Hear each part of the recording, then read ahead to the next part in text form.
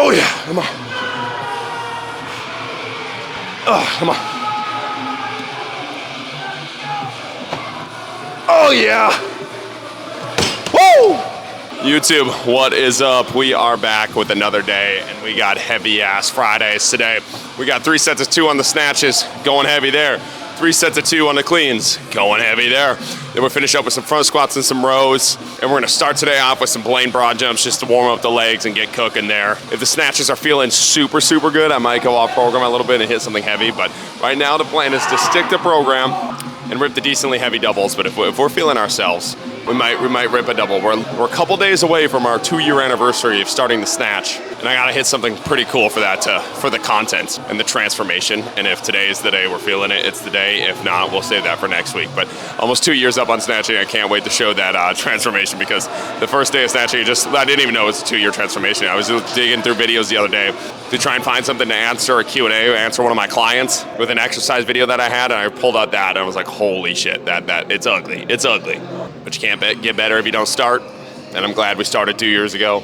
Although it wasn't very consistent. I think we did it for like a couple days, then we stopped doing Oli lifts for like 6 months. And then we started the YouTubes, and we're like half-assing the Olis, and then there was one day, I'll find the day when we actually started an Oli program. It hasn't been 2 years consistently, but it was from the first time actually trying a snatch. I haven't tried it. We didn't do any snatches in any of my programs previously, so it was legitimately one of the very first ever times trying a snatch. So if we hit a PR here the next couple days, it'd be pretty sweet to put those back to back. But let's get after today. Let's go. All right, so we're starting today off. We just got 3 sets of 3 of these Blaine broad jumps. We're going to a high box today. I just watched one of Blaine's videos. He just dropped his new program and was talking about the buildup of his Blaine broads he's gonna do on the program. It was a cool progression-regression model of starting with a high box to teach that little bit of a horizontal combined with the vertical projection. And then every week he slightly lowers the box down until you're just going on the ground and building up that broad jump. So I thought that was a really cool progression there. So we're gonna go to a little bit of a higher Blaine broad today on this box. This is the highest we've gone on a Blaine broad, I believe. I think it's like 24, what is it? Maybe 18, 20 inches, something like that. I also really just like Blaine broad jumps. It's the same as like a box jump for verticals. Like so many coaches do a box jump for verticals for athletes that have like hurt knees or just a little bit beat up in season. But you never really see them do broad jumps onto a box like the Blaine broad jump to save the knees. And I think it's actually a really effective tool when you're feeling a little bit more beat up or you're in season to be able to still get broad jumps done and you're landing on a little bit softer surface. It's something that program where we just had a consulting client a couple weeks ago hop on talking about wanting to be able to jump, and we added in a bunch of box variations, but we added in the Blaine broads for his broad jumps to be able to do with his knees. And he's been sending me constantly weekly updates from that consult, talking about how much better his knees feel, taking a couple weeks off of that hard landing. Obviously, there's times and places when you do want that hard landing, when you want that plyometric-like effects. But if the athlete's knees or feet or ankle are beat up, or they're in season, or you're just trying to take some load off of them, these Blaine broad jumps can be an awesome substitution for your horizontal jump movement problems or your horizontal jump stimulus, just like a box jump can be. So not super complex there, but just using these to warm up here. Let's get it. Ooh. Ooh. Ooh. Let's go. Get to some snatches. All right. Now we got 3 sets of 2 here at 205. Adding weight if it's feeling really light, but honestly that first snatch, I'm doing a snatch power from the ground into a hang full as my kind of complex here for these doubles. The hang full has been feeling significantly better than the pull from the ground. I really got to heat up and get that bar going from the ground. It feels like shit. My timing is totally off. So if I can get that figured out, it's good. Right now I feel like I can hang snatch like 275, and 205 from the ground feels like it's about to wreck me. So we got to lock in a little bit from the ground and then get after it. Let's go.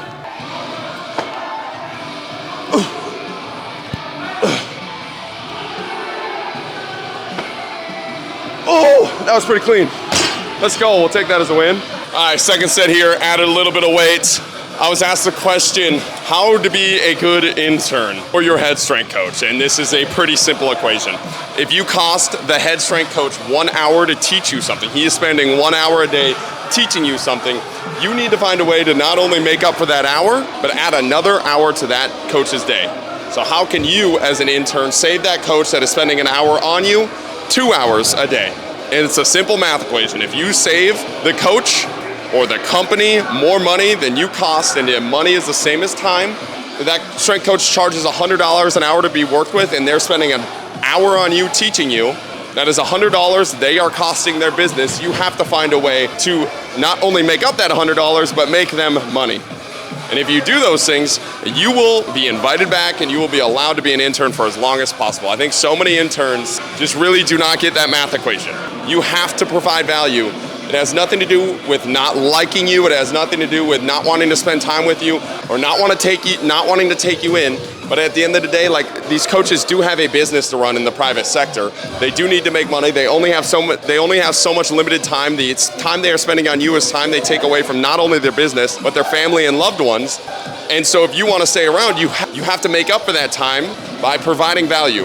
And whether that's cleaning up the gym, whether that's writing things on the chalkboard, taking the annoying athletes and working with them, whatever it is, you have to make up for the value that you cost, and you will have a great relationship. And if you don't make up for that value, then you're going to be digging the business a hole. You're going to be a cost for the business. And if you are a cost with no gain for the business, like, what's the purpose of keeping you there? It's like all these interns get butthurt about all these things, about not making enough money or not being spent enough time with. And it's like, you do realize, like, you are the only one getting anything out of this. When you intern for a place, the reason you're interning typically is because you don't have enough skills to be a coach by yourself. So this head coach is literally taking the time out of their day to babysit you, and you want to be paid to be babysat. Like, it's a silly equation there. You have to provide value. If you provide value and you're not being compensated for that value you're providing, whether it's in knowledge, resources from the gym, free training, or just compensation being paid, then you have an issue, right? Then you are providing for the company and you are not being compensated for that. But typically the internship experience is you cost the company, you cost the college, you cost the coach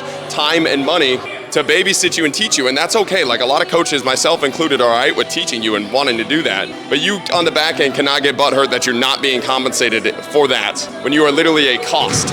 Again, it has nothing to do with not liking you, or it has nothing to do with you not eventually being a good strength coach or you eventually providing value. But in the moment, you don't, and you have to make up for that value that you cost somehow, some way. And again, it's super easy to do. Cleaning up the gym, helping athletes with small things, doing the small annoying tasks, whether it's online work or reach outs or whatever it is. Like, there's so many things you can do as an intern to make up for that time. I just think not a lot of interns realize that math equation, so they never actually do those things, and then they wonder why that internship experience wasn't what they wanted. If you are a value, if you are an asset to the business and to that coach will put much more into you than if you're not, if you're a cost to the business, because they physically can't, because they only have so much time in a day that they need to allot to, like, a million things, and you're not the only thing that they need to spend time on. And so if they do spend time on you, you have to make up for that time somehow, right? So let's get this, let's go.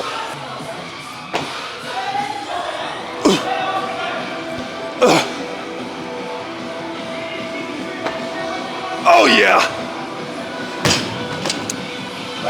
Let's go. All right, 225 on the bar. This would be my first, I believe it's my first, maybe I've done 225 for like clusters of two, but this would be my first real 225 or two.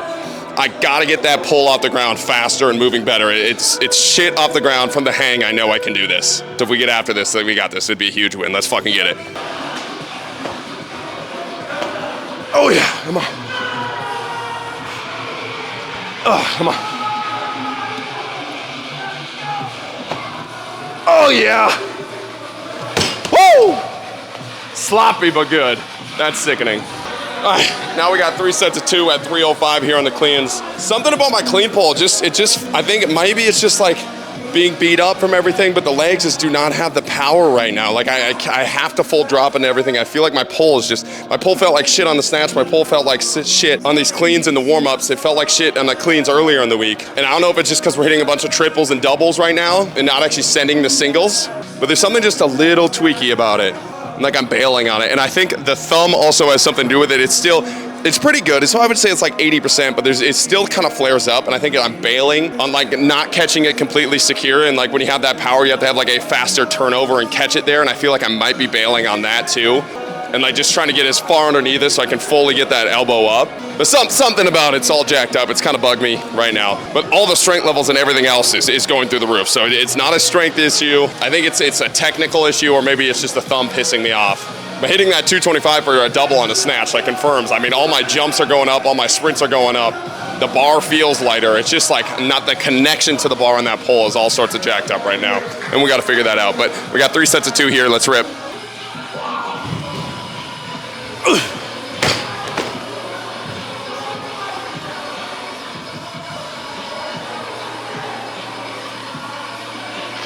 Ooh, shit my pants on the way up there. Woo. Felt good though. All right, second set here. Let's make it clean. First set was an improvement on the warm-ups. They felt better, so maybe it was just a little intense. I had to hype myself up about that pull. Let's make it even cleaner here. Let's go.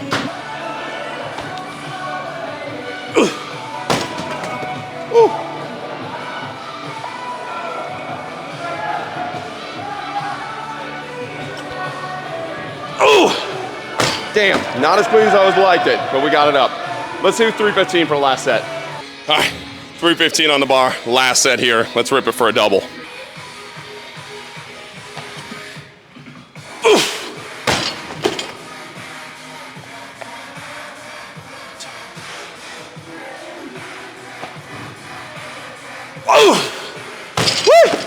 Let's freaking go. I know I talked at the start about how happy I was. I started snatching 2 years ago and just started the journey, even though it started off really, really shitty. But days like today are the days where it's like absolutely worth it. These are weights I used to be absolutely scared of. 225 and 315 were the goals that I was like praying for to reach at the end of this Olympic lifting journey. And now on a day when we're not feeling super great, at the end of a really hard training week, we're hitting it for doubles, right? And the only way to get to that point, as common sense as it is to start yesterday. All this bullshit you say, all this bullshit you think, all this bullshit you plan, does you no good if you don't start the journey. And I promise you, you'll be so much more thankful for yourself, just like I'm so thankful for myself 2 years ago for starting the snatches at the bouldering project with the worst form in the world. It felt absolutely god-awful. I had no idea what I was doing, but I thought it might be a fun little exercise and a fun little journey, and it's taken me way further than I could have ever thought. And every small journey, every journey that I've gone on has started with one small, tiny little decision, one small little idea in my head of that would be fun to do. That would be too cool to accomplish. That would be a sick story to tell my grandkids at the end of my life, right? All of those things have started with one small, tiny decision. And that has nothing to do with reaching that goal at the end or sticking that goal out if you decide you didn't enjoy it. It's just about where it takes you and putting the next step in front of the other rather than sitting in that paralysis by analysis, thinking and planning and asking yourself, what if, man? You're not trapped in any of this. These are all small little side quests that if you enjoy, that if they are benefiting your life, once you start them, and you enjoy them, you just keep them going. And if you start them and you hate them, you stop them, but you'll discover something else along that path that you will enjoy. But you don't learn any of that by thinking and plotting and not doing it, not taking that step. There's one thing I can push you to do. It's start today. Start that training journey today. Start that side quest today. Start making that content today. I'm telling you, you are going to thank yourself in 2 years, and you will be a completely different human because of it. So if anybody needs a push, there it is. Let's get to some front squats. All right, now we got 3 sets of 3 front squats here, starting at 315, building up to 335. These are probably gonna be pretty heavy after those cleans and snatches. Let's get it.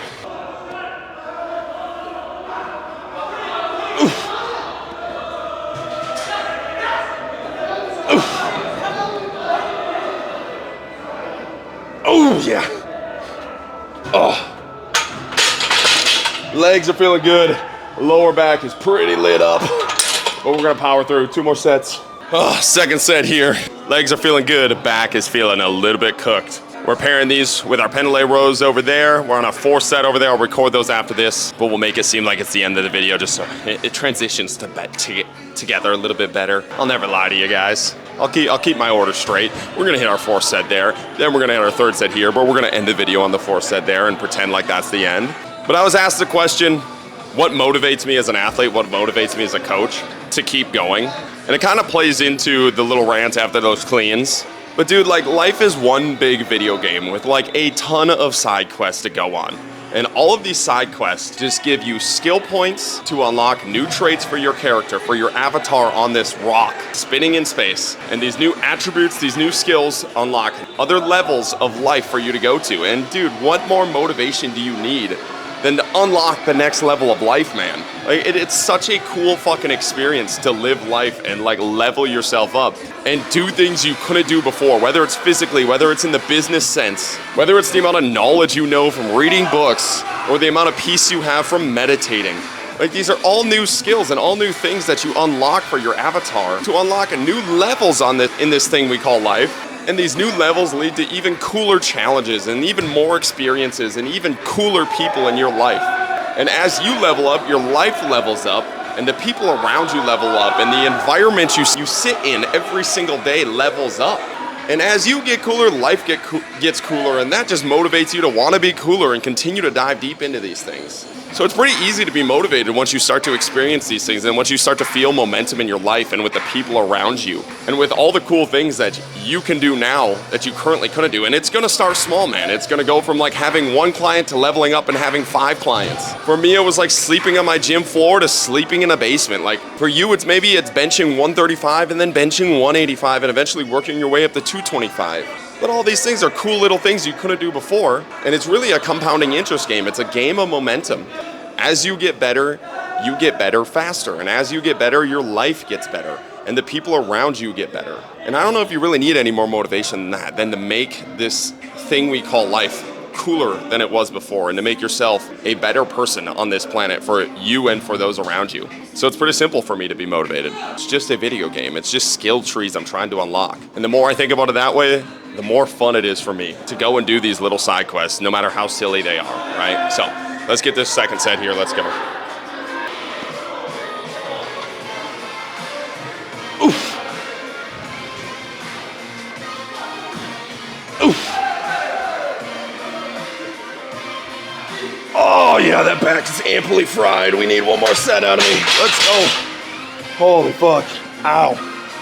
Final set here, so let's stop bitching and start doing. Let's get it. Oof.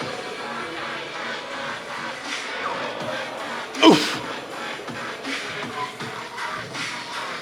Ah, let's go.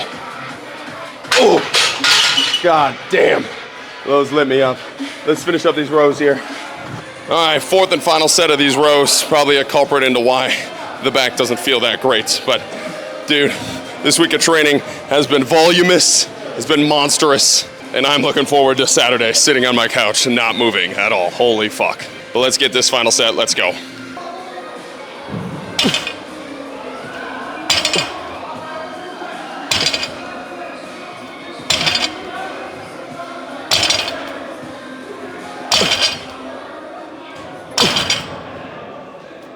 Oh, holy fuck. That's a day. I appreciate you guys watching. Keep chopping wood.